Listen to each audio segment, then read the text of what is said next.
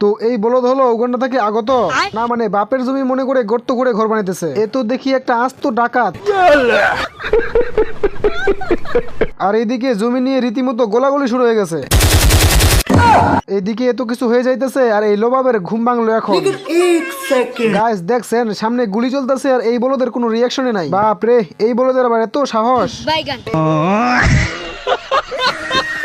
তো এই দুই বলদ এখানে টাকা ভাগ করতেছিল, তখনই এই চালাক খরগোশ এসে এই দুই বলদের টাকার ভাগ নিতেছে। তখনই কালা চশমা পরে একদম পুরো ভাব নিতেছে।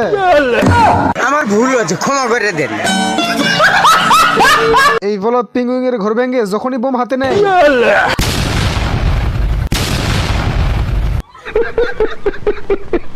এত কিছু হওয়ার পরও এই বলদের শিক্ষা হয় নাই, এবার নামছে গোলা কামান নিয়ে। তখনই একটা গোলা এসে এই বলদের কামানে আটকে যায়। এই বলদের যখনই খুলতে গেছে, बाहर निकाल, जल्दी बाहर आ। रुक, तेरे को बताते साले को बम से उड़ा दूंगा।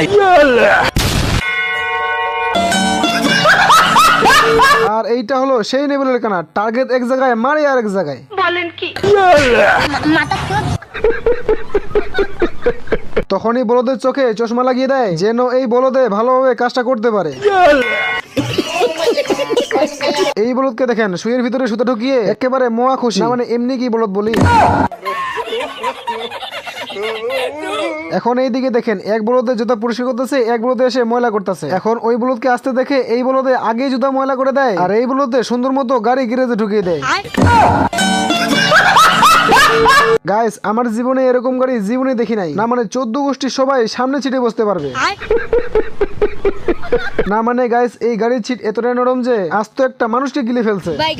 যাই হোক এতক্ষণ পর একটা ভালো গাড়ি দেখতে পাইছি। लेकिन ये साला कर क्या रहा है यहाँ पे? গাইস এইসব দেখা আমার মাথা ঘুরতেছে। না মানে এটাই দেখার বাকি ছিল। দেখছেন গাড়ির পিছনে মাছের লেজ লাগিয়ে দিয়েছে। আপনারাই বলেন গাড়ি পাইলে আর কি লাগে, মানে ব্রেকে পা না লাগতেই। তো এই বলদে অনেকদিন যাবত ক্ষুধার্ত ছিল, এই জন্য কুত্তা চামড়ায় মশলা লাগিয়ে বার্গার বানিয়ে ফেলে। आज ऑमलेट नहीं बनाऊंगा, तेल का ऑमलेट बनाऊंगा।